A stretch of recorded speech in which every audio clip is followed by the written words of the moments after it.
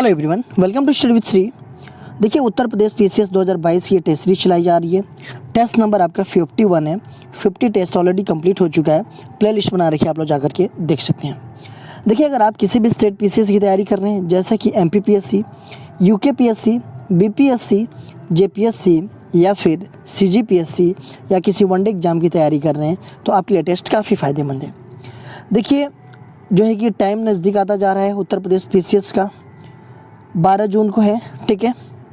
और ये जो है कि आपका बीपीएससी का भी 8 मई को है, ठीक है। तो आप लोग देखा कीजिए और अपने दोस्तों को भी शेयर किया कीजिए कि उनको भी फ़ायदा हो। तो स्टार्ट करते हैं। फर्स्ट क्वेश्चन है, 1889 में अहमदिया आंदोलन किसने प्रारंभ किया? मौलवी नज़ीर अहमद, अल्ताफ़ हुसैन, शिबली नुमानी, मिर्ज़ा गुलाब अहमद। 1889 में अहमदिया आंदोलन जो है कि किसने प्रारंभ किया, ये पूछा जा रहा है। तो ये प्रारंभ किया मिर्ज़ा गुलाब अहमद ने। डी ऑप्शन आपका सही है। देखिए, ये अहमदिया आंदोलन जो है कि एक धार्मिक आंदोलन था और ये 23 मार्च 1889 को जो है कि इसका स्थापना हुआ था, ठीक है। रिंग फेंस का संबंध है हेनरी लॉरेंस से, डलहौजी से, लॉर्ड हेस्टिंग्स से, वारेन हेस्टिंग्स से। देखिए, रिंग फेंस का संबंध जो है कि किससे है? तो देखिए, अगर हम बात करें रिंग फेंस की, ठीक है, तो रिंग फेंस नीति है ये। और इस नीति का उद्देश्य ये था कि बफर जोन बनाकर कंपनी की सीमाओं की रक्षा करना था, ठीक है। और इस नीति में रिंग फेंस के भीतर शामिल किए गए राज्यों को उनके स्वयं के खर्चों पर बाहरी आक्रमण के विरुद्ध सैन्य मदद देने का भरोसा दिया गया था, ठीक है। तो ये जो है कि किसके कार्यकाल में हुआ? तो ये जो है कि वारेन हेस्टिंग से संबंधित है ये। तो ये हो जाएगा आपका डी ऑप्शन। निम्नलिखित में से कौन एक 1816 में आरंभ हुआ और 1932 तक चला? खासी विद्रोह, कोल विद्रोह, कच्छ विद्रोह, नैकड़ विद्रोह। देखिए, पूछा जा रहा है कि निम्नलिखित में से कौन सा एक 1816 में आरंभ हुआ और 1932 तक चला? कौन सा विद्रोह था वो? तो देखिए, वो था आपका कोल विद्रोह। बी ऑप्शन आपका सही है। देखिए, यह भारत में अंग्रेज़ों के खिलाफ जो है कि किया गया एक महत्वपूर्ण विद्रोह था, कोल विद्रोह। देखिए, कोल विद्रोह जो है कि ये कोल जनजाति द्वारा अंग्रेजी सरकार के अत्याचार के खिलाफ जो है कि किया गया था, ठीक है। अगर हम बात करें खासी विद्रोह की, तो ये जो है कि आपका 1830 से 33 के बीच हुआ था और ये उत्तर पूर्वी पहाड़ी पर हुआ था, ठीक है। और इस विद्रोह का मुख्य कारण क्या था कि वहाँ के स्थानीय जनजातियों को ज़बरदस्ती सड़क निर्माण में लगाया जाना था, ठीक है। किसके द्वारा? तो ये ब्रिटिशों के द्वारा, ठीक है। ये खासी विद्रोह जो कि असम में हुआ था और इसके नेता कौन थे? तो तीरथ सिंह थे। लॉर्ड कॉर्नवालिस ने अस्थायी बंदोबस्त किसके साथ किया था? खेतिहर मजदूर, ठेकेदार, जमींदार, किसान। देखिए, लॉर्ड कॉर्नवालिस ने अस्थायी बंदोबस्त किसके साथ किया था? तो देखिए, अस्थायी बंदोबस्त बोल लीजिए या फिर इस्तमरारी बंदोबस्त बोल लीजिए। ये ईस्ट इंडिया कंपनी और बंगाल के जमींदारों के बीच कर वसूलने से संबंधित एक सहमति समझौता था। किसके बीच? तो ये जो है कि कंपनी और बंगाल के ज़मींदारों के बीच, ठीक है। क्या था ये? तो ये उससे संबंधित जो है कि कर वसूलने से संबंधित एक सहमति समझौता था, जिसे कि बंगाल में लॉर्ड कॉर्नवालिस के द्वारा कब? ये जो है कि 22 मार्च जो है कि 1793 ईस्वी में ये लागू किया गया था। तो ये जो है कि क्या था? तो ये जो है कि ज़मींदारों, अस्थायी बंदोबस्त किसके साथ किया गया था? तो ये ज़मींदारों के साथ किया गया था। सी ऑप्शन आपका सही है। निम्नलिखित में से किसके शासनकाल में भारत में प्रथम रेलवे लाइन बिछाई गई? Lord Curzon, Lord Dalhousie, Lord Canning, Lord Chelmsford. देखिए, पूछा जा रहा है कि किसके शासनकाल में भारत में प्रथम रेलवे लाइन बिछाई गई थी? किसके शासनकाल में बिछाई गई थी? तो ये बिछाई गई थी लॉर्ड डलहौजी के शासनकाल में। देखिए, लॉर्ड डलहौजी का शासनकाल कब से कब तक था? तो 1848 से 1856 तक था लॉर्ड डलहौजी का शासनकाल। देखिए, इनके शासनकाल में ही प्रथम रेल चलाया गया था, पहली बार रेल चलाया गया था, कब चलाया गया था? तो वो दिन था 16 अप्रैल 1853 का दिन था। और जो है कि 34 किलोमीटर जो है कि रेल चलाई गई थी, कहाँ से कहाँ तक? मुंबई से ठाणे के बीच। ठीक है, इनके कार्यकाल में। देखिए, इन्हें रेलवे के जनक भी कहा जाता है। किसको? तो लॉर्ड डलहौजी को। लॉर्ड डलहौजी ने अपने कार्यकाल में बहुत सारी चीज़ें की, बहुत सारे सुधार किए। देखिए, शिक्षा संबंधी सुधार इन्होंने किया लॉर्ड डलहौजी के कार्यकाल में। पोस्ट ऑफिस संबंधी सुधार जो है कि इन्हीं के कार्यकाल में हुआ। ठीक है। महात्मा गांधी के लिए किसने कहा था कि वह अर्धनग्न फकीर हैं? चर्चिल, एटली, क्रिप्स, वेवेल। महात्मा गांधी जी को किसने कहा था कि वह अर्धनग्न फकीर हैं? तो ये थे ब्रिटेन के प्रधानमंत्री विंस्टन चर्चिल। इन्होंने गांधी जी के कपड़े को देख करके उन्हें अर्धनग्न फकीर कहा था। ठीक है, ए ऑप्शन आपका सही है। मुस्लिम लीग ने सर्वप्रथम किस वर्ष मुसलमानों के लिए पृथक राष्ट्र की मांग की थी? 1940 में, 1944 में, 1942 में, 1943 में। देखिए, मुस्लिम लीग ने सबसे पहले किस वर्ष मुसलमानों के लिए पृथक राष्ट्र की मांग की थी? किस वर्ष? तो उन्होंने किया था 1940 में। 1940 में लाहौर अधिवेशन में, उसमें ही सबसे पहले मुसलमानों के लिए पृथक राष्ट्र की मांग की गई थी। विश्वविद्यालयों में सरकारीकरण को किसने बढ़ावा दिया? Lord Curzon, Lord Wavell, Lord reading, Lord Ripon. विश्वविद्यालयों में सरकारीकरण को किसने बढ़ावा दिया? किसने दिया बढ़ावा?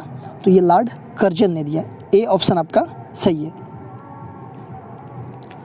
काकोरी षड्यंत्र अभियोग में निम्नलिखित में से किसको फांसी नहीं दी गई थी? खुदीराम बोस, अशफाक उल्लाह, रोशन लाल, राम प्रसाद बिस्मिल। देखिए, काकोरी षड्यंत्र में इसमें से किसको फांसी नहीं दी गई थी, ये पूछा जा रहा है। देखिए, काकोरी कांड कब हुआ? 9 अगस्त 1925 को। काकोरी कांड जो है कि कब हुआ? 9 अगस्त 1925 की ये घटना है। और 8 down Saharanpur Lucknow passenger train जा रही थी।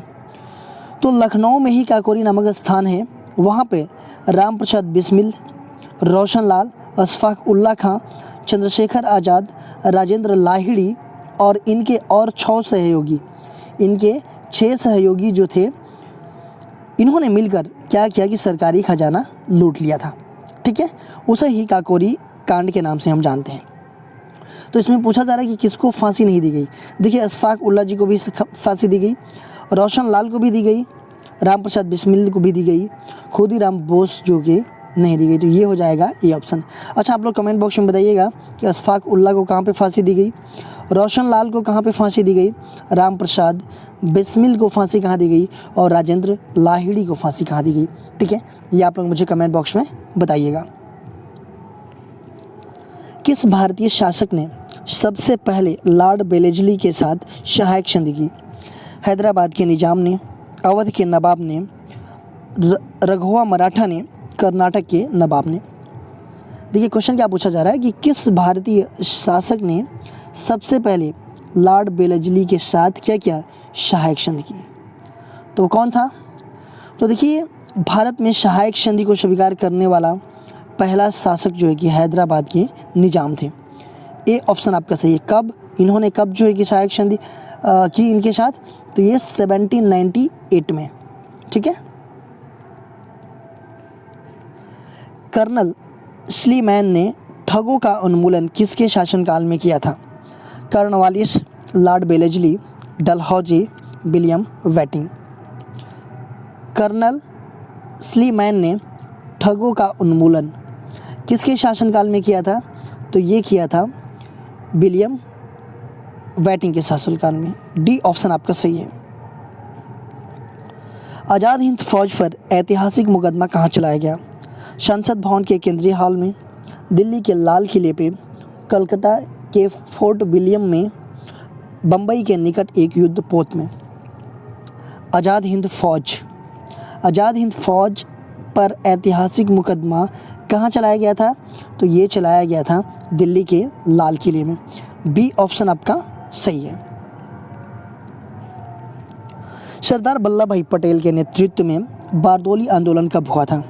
1919, 1928, 1932, 1942। सरदार वल्लभ भाई पटेल के नेतृत्व में बारदोली आंदोलन कब हुआ था?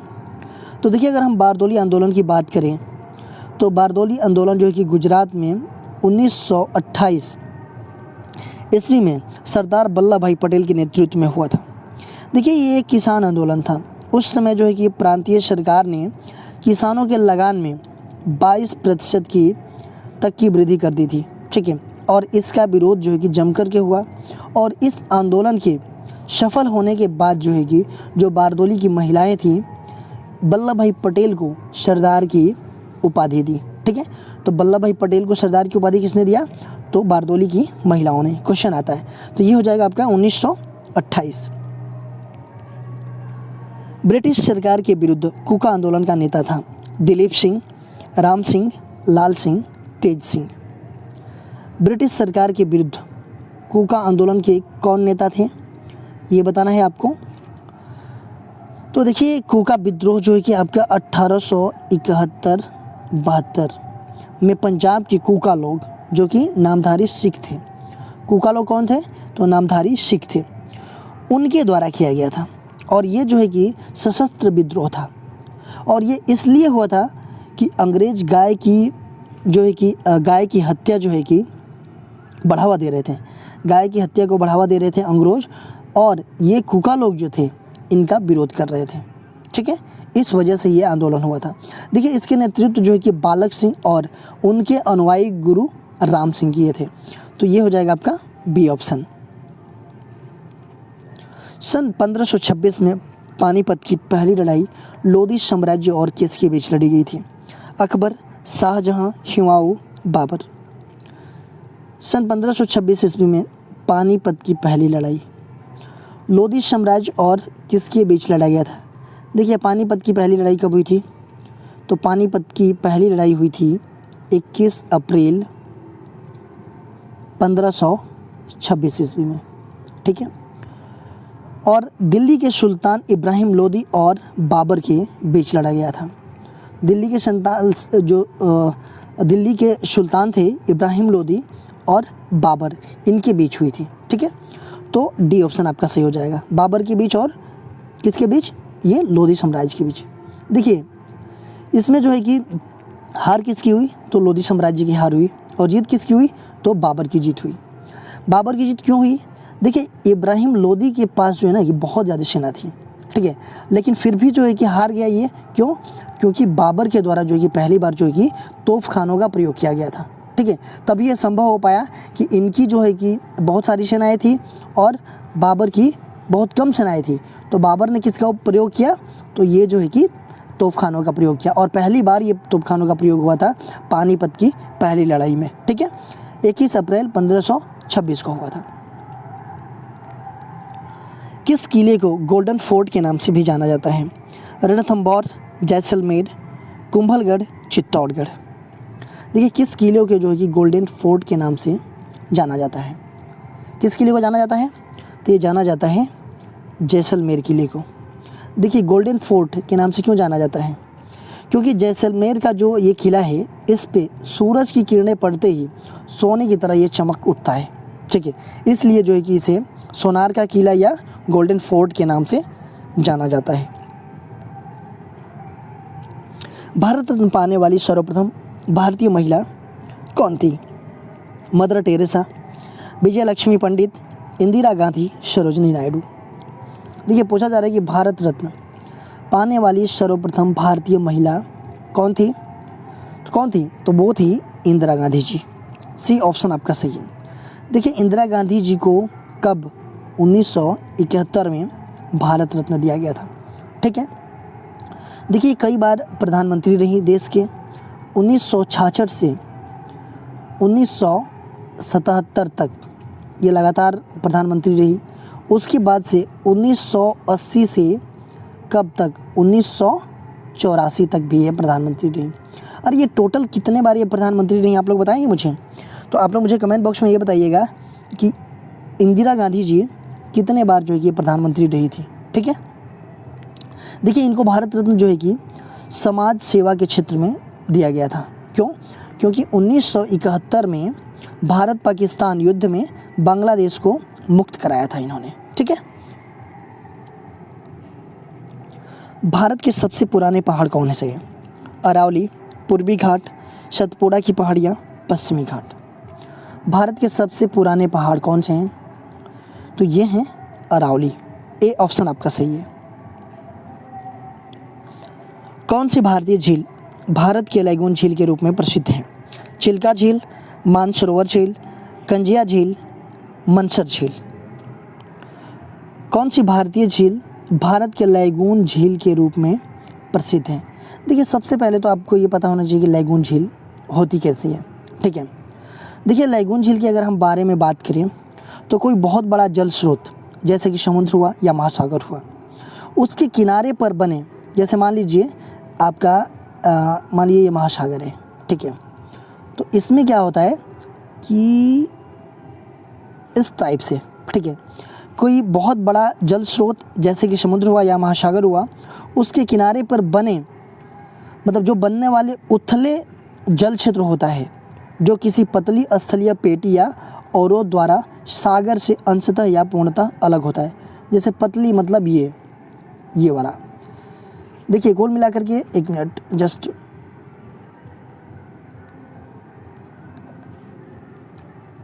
देखिए मान लीजिए ये समुद्र है।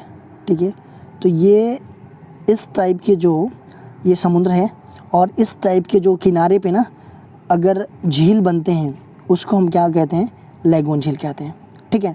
वो समुद्र से ही रहता है, जुड़ा रहता है। ठीक है। मतलब अंशतः या पूर्णतः वो अलग होता है। ठीक है। और इस टाइप के किनारे पे ही वो झील मतलब बन जाता है, यहाँ भी पानी रहती है, समुद्र का ही पानी रहती है। ठीक है। तो उसको हम क्या बोलते हैं? लैगून झील बोलते हैं। देखिए लैगून झील ये जो है कि अपने देश में जो है कि चिल्का झील है उड़ीसा में, जो ये आपका लैगून झील है। फिर नेल्लोर की जो पुलिकट झील है वो भी आपकी लैगून झील है। कोलेरू झील जो है कि आंध्र प्रदेश में है, वो भी आपकी लैगून झील है। ठीक है। तो पूछा जा रहा है कौन सी भारतीय झील भारत की लैगून झील के रूप में प्रसिद्ध है? तो वो है आपका चिल्का झील। ए ऑप्शन, उड़ीसा की है ये। ठीक है। कार्सिनोजेन रसायनों में होता है कैंसर, दमा, हृदय रोग, मधुमेह। देखिए कार्सिनोजेन रसायनों से क्या होता है?